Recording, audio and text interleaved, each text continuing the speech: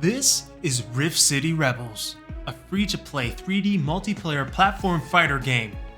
In this game, we introduce a world based on a near-future reimagining of our hometown, Winnipeg, Manitoba, Canada, where the game was developed by a group of scrappy game dev students, including yours truly. So a mysterious rift opens at Portage Avenue, causing otherworldly energies to seep in, bringing mutations and overgrowth and accelerated technology.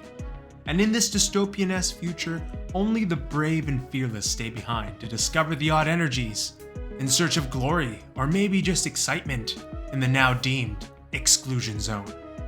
And those fine folks that stay are known as the Rifters.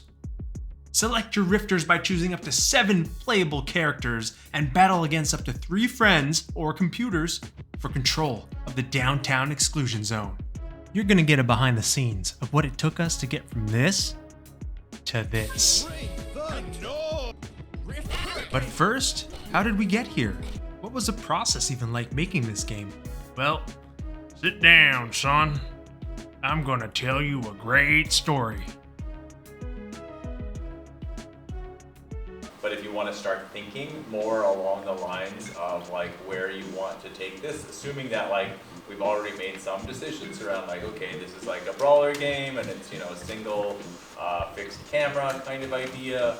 So at the end of our penultimate term, we had a couple weeks to explore and decide as a collective class what game we were going to spend our whole final term making.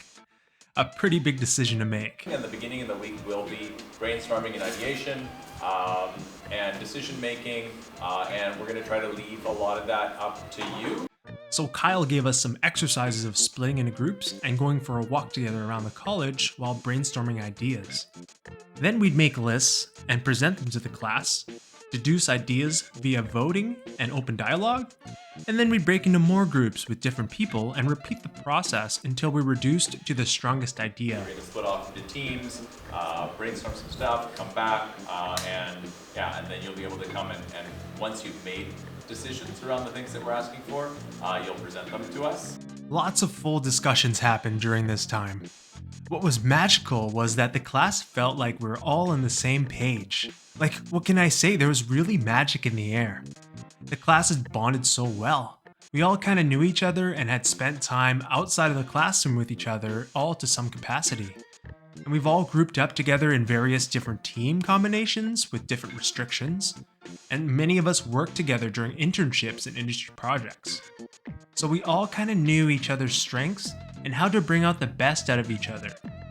We played and tested each other's games in the past and collaborated together to create original creative ideas.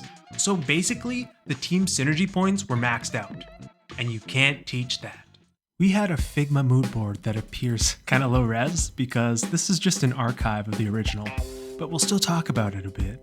Because this is where we shared all our inspirations, ideas, references, and used it for the voting as well. You can see we had some final art styles that we were voting for, and we discussed things like what time period it took place in, the environments, and which direction to go. We even took photos of some signature landmarks from Winnipeg to use as reference. Characters were a big topic for us, so we had to decide what types of characters would make the most sense and what their aesthetics would be.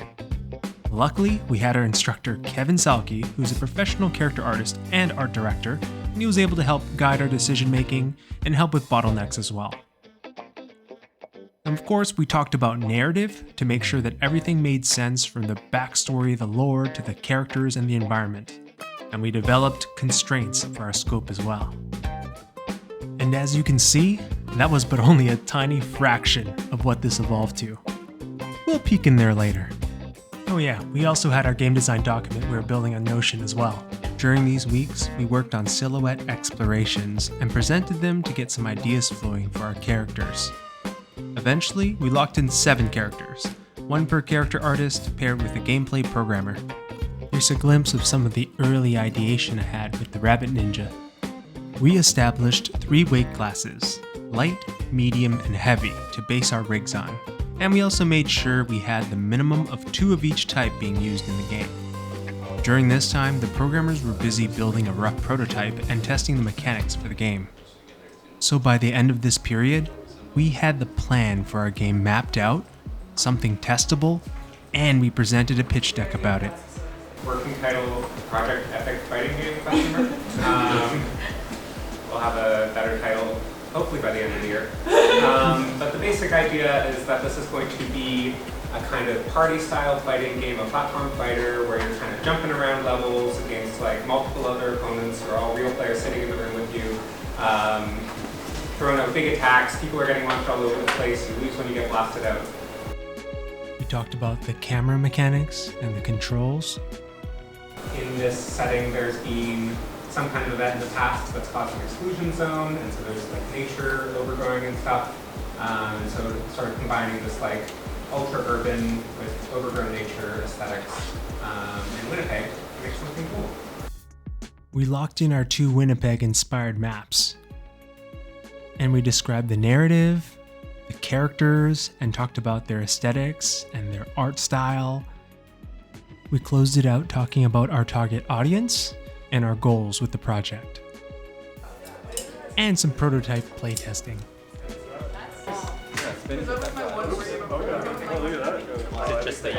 It's been an interesting 2 weeks, but we have a pretty good idea of the painting of the game next year. Thank you so much for watching, and I'll see you next year. And then it was the holiday break, where I worked more at the family restaurant during holidays because there's crazy amounts of reservations and it gets really busy. Continued my second job as a junior content creator for Art Heroes, making a video a week. Worked on my Blizzard Student Character Art Contest entry that I told a bunch of people that worked there that I was gonna do. That was due in January. Had my girlfriend of 6 years move to a different province for a 2-year work contract, so I tried my best to spend as much time with her while planning the logistics of visits, all the pets, and the move. I even recorded a long-form talk with Janelle in front of the camera for it, but it was too hard to watch back for the longest time. Janelle here is moving to Edmonton for 2 years, which is the contract time for her new career, new job in Edmonton. I'm super excited for her. Like, the reality on paper is that I'm moving to Edmonton, but it is a side quest where I'm getting to start my career. But our base is here in Winnipeg. And we finished this collaboration painting we were doing as a gift for my parents. So obviously, I was able to lock my sights into the final term of RRC game development, right? Ready to rock and roll, right? Well, just sort of, because, I mean, it took me a while to get back into my groove. Slowly but surely, it eventually came back over the following months. Because having a North Star with Rift City Rebels while working with an awesome group of friends was exactly what I needed to get distracted on.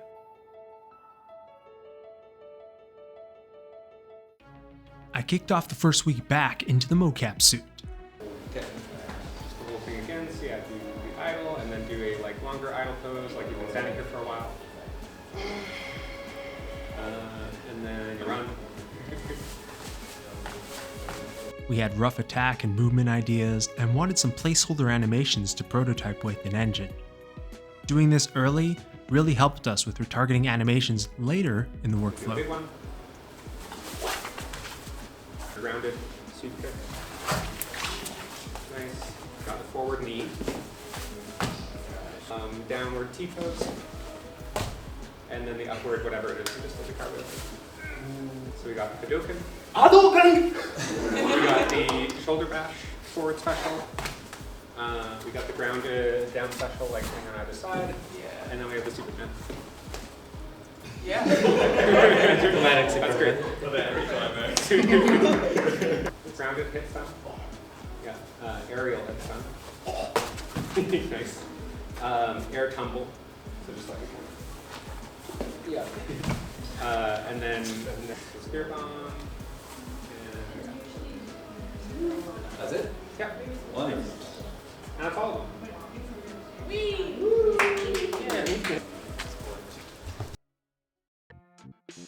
Every artist involved had to work on some degree of rigging and animation. Technical college requirement, but aside from that, we all had selected professional roles for the game. So I was one of 7 character artists, and each programmer had to work on a character with an artist. Programmers also had to work on different aspects as well, like AI development, interface, physics, and plenty more. We also had 5 environment artist mains, but just like animation, every artist on the team had to contribute to some degree to the environment and lighting. Things were flexible enough though, so the people that are more interested in animation, like myself, contribute more to that side and a little less to others. We also had additional side teams as well for UI, narrative, and VFX. We defined our key pillars at the beginning, so things like what we are and what we're not.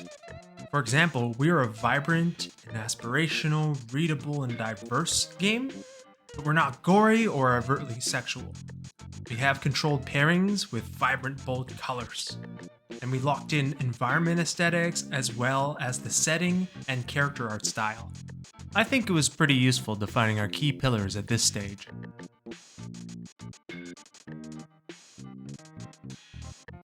Let's get back to the characters though, since that was my main focus. Over the break, we kept in touch with our boy Takaya, who cooked up some insane concept art. Here's a glance of the concept art being developed into further detail.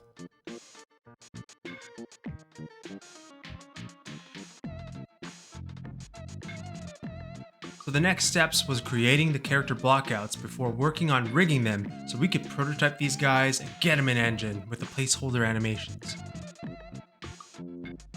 For the first month or so, we worked on the blockout, getting feedback and then adjusting accordingly, and at this stage, the concept art was basically getting finalized and we were discussing color palettes too. After blockouts were approved, we started working on our high poly meshes, which is personally my favorite part of the pipeline. Look at them gains. And by the final half of the term, we focused on retopology, which is making a low poly version of our high resolution sculpts so they can optimally run in the game. And then we worked on texturing, where we did some regular check-ins to make sure that everyone was on the same page for art direction. This also applied to the hero environment assets too. We also had aesthetics, surfacing, and texturing guides and references to help anchor us to the same art direction. The environments were being cooked up during this time too. We had some separate asset tracking lists and boards used for this as well, but I've since lost access after graduating.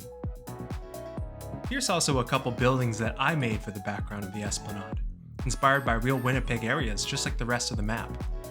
And even though these buildings are so far in the back, it didn't change the fact that we all wanted to put in the effort to add these little details to make this really special. And if you've been to the Osborne station, I think you'll appreciate the little details we put in here.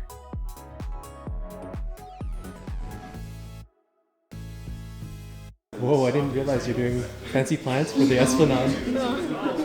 The name Rift City Rebels was decided in our narrative class with Chris. Deciding it actually took longer than we'd hoped, but the process was basically brainstorming and then voting to decide. We knew we wanted our characters to be called Rifters, and we also wanted the action of exploring the exclusion zone or battling as rifting, so that really helped us nail down the name for our rebels. Designing the logo was an assignment we each had to do, and afterwards we voted between them for our favorite. This is the official Rift City logo, and it was designed by our technical wizard, June.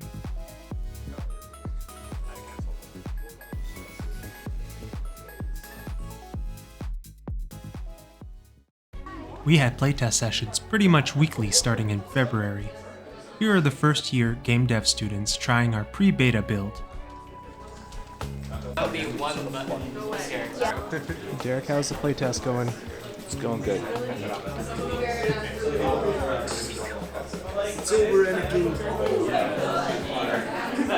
What do you think about Kite so far?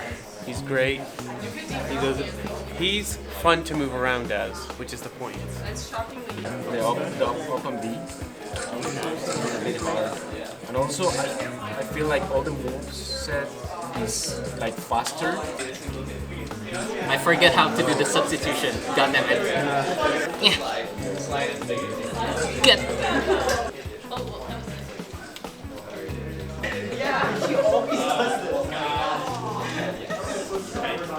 Come here. How dare you? After this particular session, I remember the first years also pitched some of their game ideas to us as well for feedback. Thank you for the laughs. We think it's hilarious. One of the main mechanics we implemented was a parry that also acted as a dodge if you pressed it while moving. The dodge can also be used in air as an additional survival recovery. A successful parry would stun your opponent for a pretty generous amount of time, which I think was quite an important factor in making our game more beginner-friendly. Because even if you faced a seasoned Smash player, they wouldn't be able to avoid getting parried, and with a longer stun like that, you could really punish your opponent.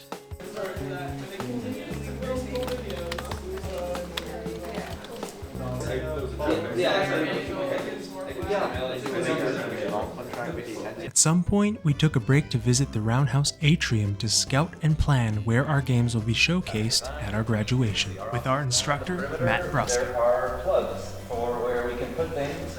There's also rules about having stuff on the art tiles.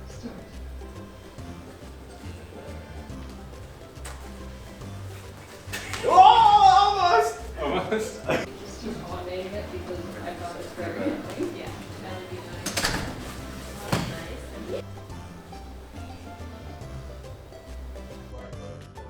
Playtest days were usually in the middle of the week, so we'd have time to prepare and then adjust afterwards.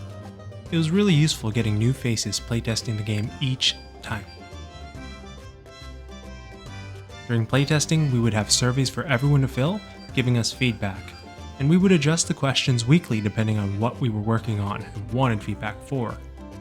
We would collect the data afterwards and have a stand-up meeting that often lasted well over an hour. Thoughts about Rocker and Warden from the heavy thing. Yeah. That's people were like not, like we added like walls all the way down. She didn't feel as strong, but that's also part of the design goal. Our whiteboards would be filled weekly, so many adjustments would have to be made. It may be like it feels like it kind of like starts fast and then like it's pretty slow by the end maybe or something. Because for a fighting game like this, balancing took a lot of time. As Newton's third law states, for every action there is an equal and opposite reaction, and that is very true for games.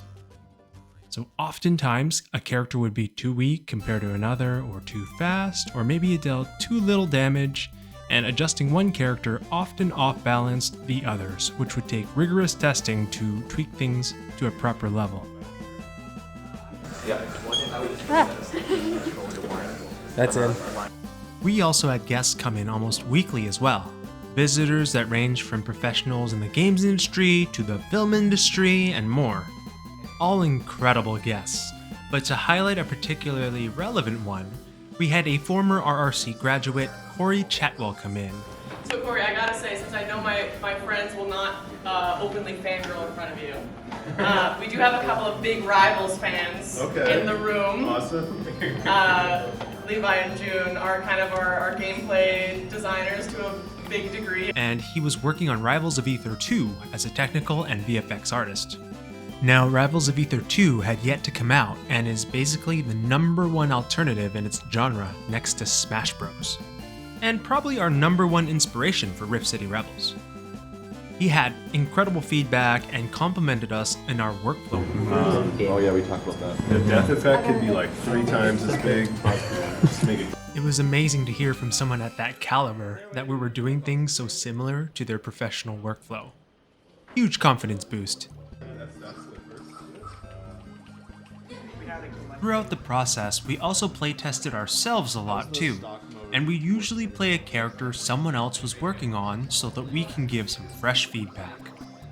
On one of these days that we were playtesting, we even held an internal Rift City tournament to crown who was the best player between us. There were some competitive battles, but ultimately in the finals, the stylish King Jetro won with the character that he programmed himself, the Rocker Chaos. So in our game design document, we had polished and refined the story over time. The basic elevator pitch is, Rift City Rebels is a platform fighter where the goal is to knock your opponents off the stage and into the blast zone. It's set in a near future Winnipeg with an overgrown neo-aesthetic. But if you're interested, you could also pause here and give the original story a read. And on top of the narrative, Each character had their own backstories, and we even mapped out their relationships, character motivations, and more.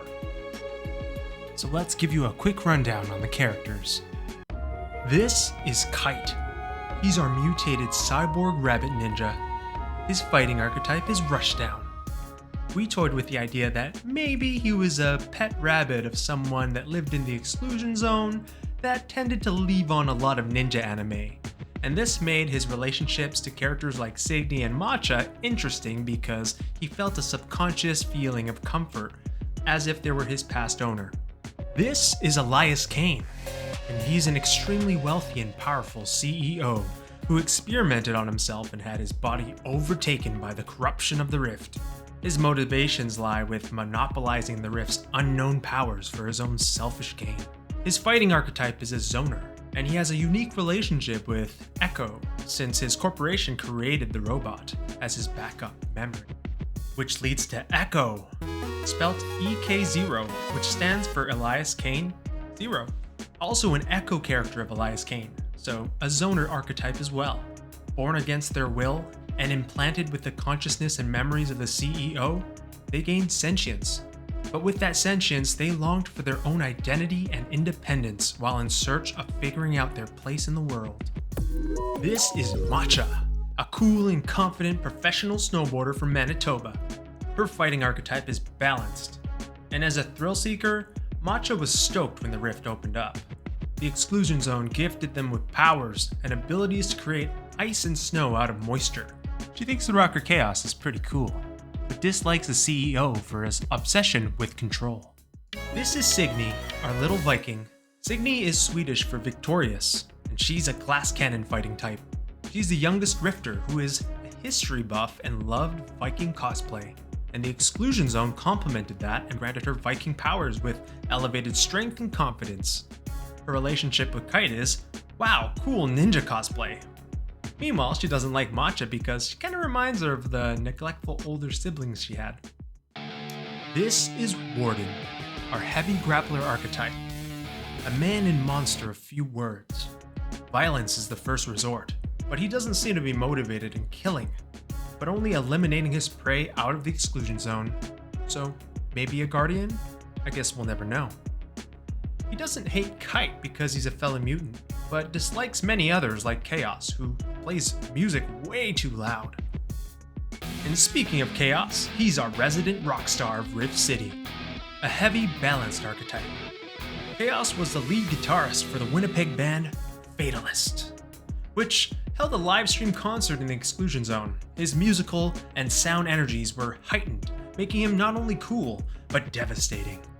Chaos likes Matcha and Signy, but it's because he thinks they're his fangirls. And now that you know the characters a little more, I wanted to mention here that our boy Levi, the dance god, worked on a Pre-Vis storyboard for the game's cinematic trailer that was ultimately scrapped, but I had to show it here in its entirety because the idea was awesome, so please enjoy.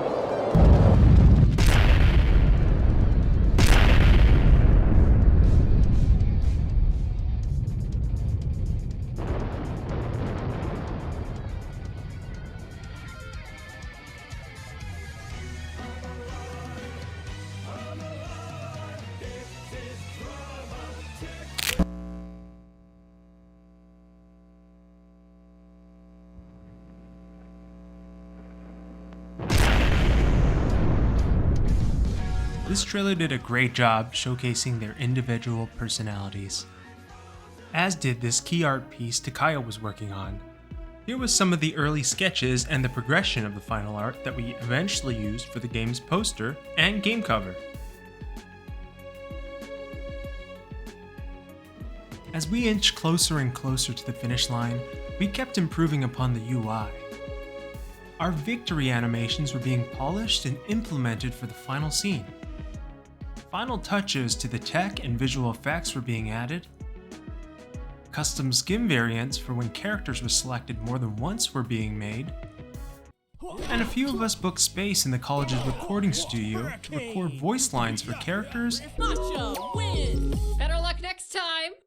and the game announcer. Rift City Rebels. We even linked up with a music student, our boy Will Harder, composing a mini soundtrack for us. We'd send him ideas and vibes, and he'd cook. We'd give some feedback to that, and he'd cook even harder. Pun intended. Also during this time, our gal Annie began working on a little documentary about the people behind the game. She was hosting interviews between lectures and then worked on editing those clips with some footage that I captured for my vlog over here. B-roll of the A-roll. Yep. This documentary gave insight about us, the students behind Rift City. 1, 2, 3, ABC. Oh, hello. And it was ultimately aired at our grad show. If you're interested in checking that out, you can find a link to that in the description below. While all of that was going on, a few of us began working on a game manual. As a huge fan of classic games and physical media, I pitched the idea of making game boxes for the grad show. I made a secret area at the bottom of our Figma board to plan it out. Our boy Sean had connections with printing and came in clutch with printing manuals and posters. We basically did this part out of pocket for the love of the game. Speaking on the love of the game, our Mecha Man Louie got a new 3D printer, and we were going to put it through the test. We began posing and adjusting our 3D models for prints. The goal was to have them for the grad show, and maybe we'd even post a tournament where the winner could take one of these home, but ultimately we couldn't make that deadline. However, the prints eventually did come to life. Here's my set. And while all of that was happening, because we didn't have enough going on already, the college actually set up an arcade cabinet for our game at the grad show. Let's go! Which is shift, right? You want these to pass. Oh, are those for the side? Our instructor Dylan kind of spearheaded and rallied for the idea, and even got custom Rift City Rebels decals printed for the machine.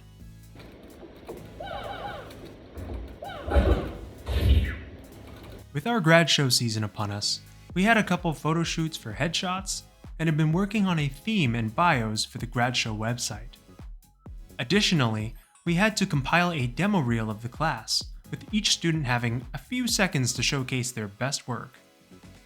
So during this sprint to the grad show, we were fixing bugs, promoting on Twitter, working on our own portfolios or websites, handing in assignments, but maybe most importantly, we were getting the game ready to ship. Good morning, gamers. It is late into the afternoon. It's pretty much the evening. It feels nostalgic saying this. This might be one of the last times I'm ever alone in the game studio classroom. It is Sunday, the last Sunday before our grad show, which is going to be on Wednesday and Thursday this week. And I've come here to back up some of my files and continue working on my project.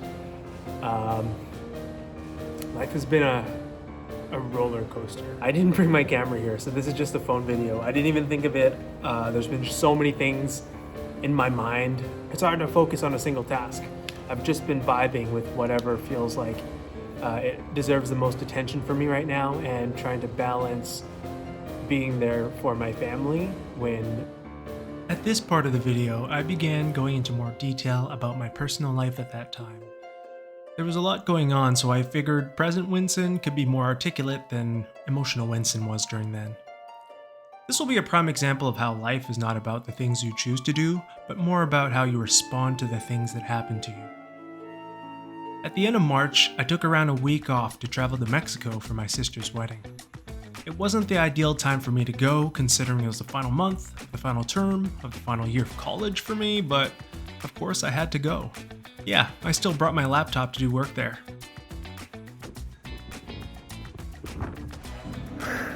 Basically, we're gonna do our best to try not to stress too much. At the same time, don't be too relaxed. You gotta sit your ass down, do the work, but enjoy the ride. Because the journey is what matters, not the destination. This is all a part of the journey. This is not the destination. So I did my best to enjoy it, and I did. As relaxing as it is, as good as the time as it is, I don't get that same satisfaction as when I create something and share it to the world. Keep on grinding, keep on trucking away.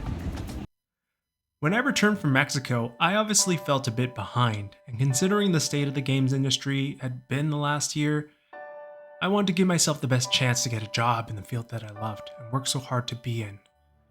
Well, a few days after returning, my grandma's health took a turn. It came out of nowhere and she was unresponsive for a few days before passing away. She was my last grandparent, and the one that I'd spent the most time with growing up. So for the final weeks of class, I tried to keep it together moving forward to the finish line. I didn't want to let my team down after all the hard work everyone's been putting in, so I was distracting myself with the work and trying to be present for my family. I just want to give a shout out to my friends and instructors that were so supportive and understanding during that time. It was really a challenge already, not having my partner physically with me during then, so I really can't imagine having gone through that period without everyone else's support, so thank you guys. With all the things happening during this time, I didn't want to leave anything out. I wanted to remember the experience I had authentically so I can really look back and appreciate how far I've come. Then came the Grad show. The Grad show was split into 2 days. The first day was for friends and family, and the second was for industry night. And my dad actually came, which meant more to me than he'll ever know. After the first day, I went to catch wrestling live with my classmate Takaya and his wife. AEW Wrestling happened to have a live TV event in Winnipeg the very same day. This really felt like a special full circle moment for me, and the perfect way for me to end the game dev school era. Because 10 years ago, I was here, doing this. Wrestling a guy who happens to be the main attraction for AEW's Winnipeg show now. And I didn't feel any FOMO from not wrestling, or feel any kinds of regret. Honestly, I just felt really at peace about it. Really glad to see that the wrestling scene is at a better place than when I left it, while I try to build a new legacy here in the world of games. I'll still always love professional wrestling though. And just like I can tell Kenny was special then, you can believe me when I say that there's something special about our class. And after our industry night where we made connections and showed off our games and work, we went to King's Head for a final time to celebrate. And those memories will be kept for just us to remember. It didn't feel real that it was truly over. Seeing the same faces every day, working in the same space together while creating this game, it was bittersweet to close the chapter of Rift City Rebels and RRC Game Dev as we move forward, hoping to make an impact in this industry. Later in the year, Winnipeg had a Comic-Con, so a couple of us brought Rift City Rebels for the public eye to play, and it was met with some pretty good reception.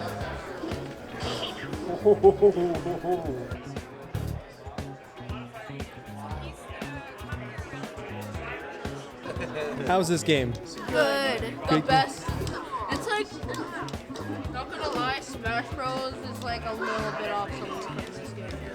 You swallow the blocks to match. Stop jumping! Alright, just finished up our shift at the Comic-Con, showcasing Rift City Rebels. Think it was a success. We got a lot of positive feedback for the game, from young kids to grown adults playing it. Everyone seemed to love it. So, just saying, if more people rally behind this game, we won't have a choice but put a little more time developing it. So, I just put that out there. We're done here. See you in the next one. And a year later, it was Ai-Kon. Winnipeg's largest anime convention. This time, I brought out Rift City Rebels one more time for the otaku to see. Though it's been a year since we worked on this game, I knew this video I was working on was nearly completed, so I thought I'd showcase the game one final time before the vlogumentary came out. And I got to meet some cool people in the Winnipeg game community and play some of their games. And what a ride it has been to get to this, Rift City Rebels. I want to give a big shout out to RRC Polytech's game development program, everyone involved in that, incredible team there. They curated an amazing experience for us as students. They gave us essentially a professional simulated studio. And they just acted as our directors and producers and just guided us along the way as they let us cook. Incredible. I put this experience in education right next to my Storm Wrestling Academy one, where I learned to be a pro wrestler. Like, incredible experiences. You know, if you told me when I was a teenager or when I was a kid that you go to school to learn how to make games, I would have been so stoked. That wasn't really a thing when I was growing up. And I got to live it. So when I got accepted to this program, I went all in. I lived, breathed, and thought about games, 3D, art, environments, characters all day, every day. I needed to get the most of this experience, and I truly feel that I did. And now that this chapter is closed, I can look back knowing that I gave it my all, and I got the most out of that time. I'm gonna miss seeing those faces every single day. My classmates, a shout out to every single one of you. Incredible. I wish I could talk about each and every one of you individually, but this video would be hours long. You were all incredible. You were all special. Keep working in games. Keep working and following your heart, because you're made to do this. You guys are awesome. And I'm just gonna miss all those times being in the classroom with everyone, all the meetings we had together, all the late nights or the weekends I'd come in and see people there working. And of course, every morning when I get to school at like 6:30 a.m. and my boy Levi's at the gym working out, and I'll quickly record my stuff for the vlog, do a little bit of work, and he'd show up back in the classroom at like 7:45. And then it was my turn to go to the gym. Like, those are just beautiful mornings. 2 years of it, incredible times. I'm gonna miss those so much. The Tim's runs, oh man. I needed time to process after I graduated. I wanted to release this video as soon as I could, but it mattered more to me to give it justice and to pour my heart and soul to this, to really capture the feeling of how it was during that time in school. And I couldn't do that just blitzing it out, and there was just so much I had to do after graduating. It was all about the job hunt, working on the portfolio, catching up on life. Like, honestly, being there for my family, working, being present, you know, spending time with your friends and family, the ones that you kind of neglect, at least for me, because I was spending all day in school, and then I'd stay late almost every day working on this stuff. And the weekends I'd spend working on this stuff. Like, I loved it, but at the same time, the balance was off. So I made sure to take that time after graduating to make sure I was okay. And I hope each and every one of you got to do that in your own degree and level that you needed for yourselves. Like, you're all incredible classmates, incredible staff, incredible people. I'm so lucky and glad that I got to experience that time at Red River, and setting hopefully an incredible bar for the future classes to reach for and probably surpass sooner than later for the game that we made. And though I tried the best I could to capture everything, there's still some things I missed out during the term, like our weekly 3D sketchbooks we did for game content creation class. Those were awesome times. They were basically like a rule of minimum 1 hour, but a lot of us would spend hours on it to show off something cool, and basically every week we'd have a class to show it off and then work on the next one. And some classes we do a lunch crunch and do the 1 hour together with a theme. Those were great times. And our instructor, Chris Poynton, had a massive health scare in the last month and was hospitalized. Thankfully, he's much better now, but that time it was scary. He couldn't be there for our final days and weeks there, but I'm glad he made a full recovery and he was there at the grad show. I tried my best to capture the essence, and I hope I did it justice. And I want to address the big question that is what we do if we continue developing this game. What would be the future of it? What does it look like? Well, let me tell you. So we actually have an internal patch we already released just within ourselves that has ledge grabbing, and we've opened up aerial directional attacks. The thing missing for those is obviously the animations for them all and some testing to make sure it feels good. So that'd be one of the first things. And well, then we would look here at our burn box. Essentially, in our Figma board, we had a section for where dreams came to die. We had a bunch of cool ideas for maps that are inspired by Winnipeg's signature areas and even other fantastical spaces like the Rift itself. And one of the most common comments that I got when I showed this game off at Ai-Kon and Comic-Con were from kids that were like, man, this game's awesome, I want to play with more characters. So that'd be really fun to make some more cool characters for that. We already had some ideas in the backlog for that, so we'd probably start with all those things. And the final question I wanted to address today is what's next for me? And what's next for this channel? Well, I've got some good news and some bad news. The bad news is the game dev school era is officially over. But the good news is, I continue to work on some incredibly awesome and amazing projects that I'm excited to share with you guys, and I hope to be making more and more awesome videos that's related and maybe a little adjacent, sharing more about myself, my life, and the things that I'm working on down the line. And I hope those tickle your fancy. I hope you stick around, you check those videos out, and hopefully you like them. Until then, please check out Riv City Rebels on itch.io. The link is in the description below, along with everyone that was involved in this project. Check out their work, check out their art stations, check out their websites, play the game, share yourself playing the game. You know, make a video about it, review it. Leave us a comment below, please. We always check them out. We love the comments. If you dislike the game, if you love the game, if you like this video, if you want to see more of this game, I mean, if you make enough noise, you know what I'm saying? You know, maybe we can rally some people behind to develop this more in the future. Who knows? But yeah, check all that stuff out. And until then, I will see you in the next one. Signing out.